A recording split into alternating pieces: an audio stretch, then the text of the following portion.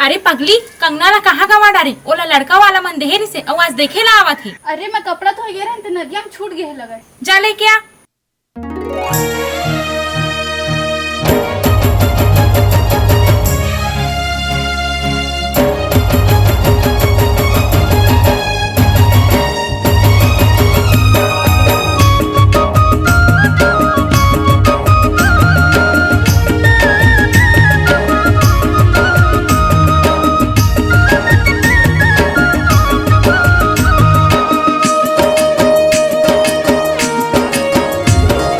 कंगना तोर लेगी गोरी चैन मोर मन के, कंगना तोर लेगी गोरी चैन मोर मन के। परफ्यूम जैसे खुशबू है तोर तन के, गदर मुताए हंसते हैं बन ठन के। परफ्यूम जैसे खुशबू है तोर तन के, गदर मुताए हंसते हैं बन ठन के। करिया चश्मा वाला झनमुला तरसाना, करिया चश्मा वाला झनमुला तरसाना।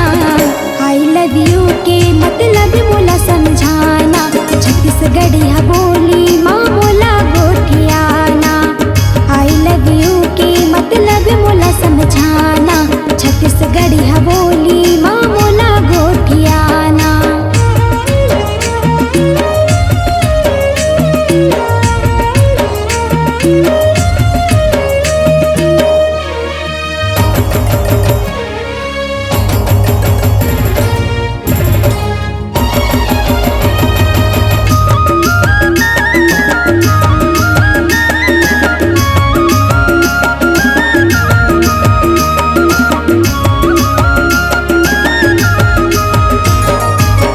देखत रही था मोर जान कब आई, मीठे मीठे प्रेम के दो गोट गोठियाही। मीठे मीठे प्रेम के दो गोट गोठियाही।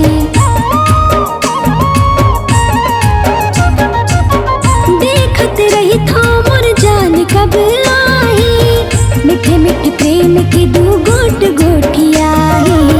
मीठे मीठे प्रेम के दो गोट गोठियाही। मन मामा यारो मोरे आगे झन लगाना, आई लव यू के मतलब मोला समझाना, छत्तीसगढ़िया बोली माँ मोला गोठियाना।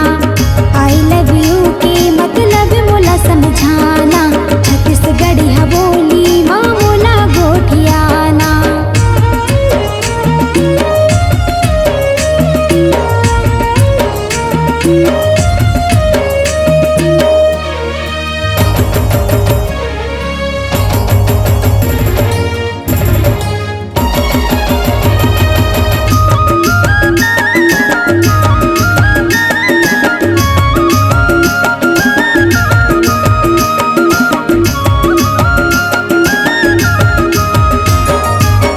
तोर फोटो ला देखत रही था फोन माँ, तोर मिठ बोली लगे है रिंग टोन माँ। तोर मिठ बोली लगे है रिंग टोन माँ। हाय तोर फोटो ला देखत रही था फोन माँ, तोर मिठ बोली लगे है रिंग टोन माँ। तोर मिठ बोली लगे है रिंग टोन माँ। मन ला बहकाए बर पैर तोर छन के, परफ्यूम जैसे खुशबू है तोर तन के, गदर मताए हंसते हैं बन ठन के। परफ्यूम जैसे खुशबू है तोर तन के, गदर मताए हंसते हैं बन ठन के। करिया चश्मा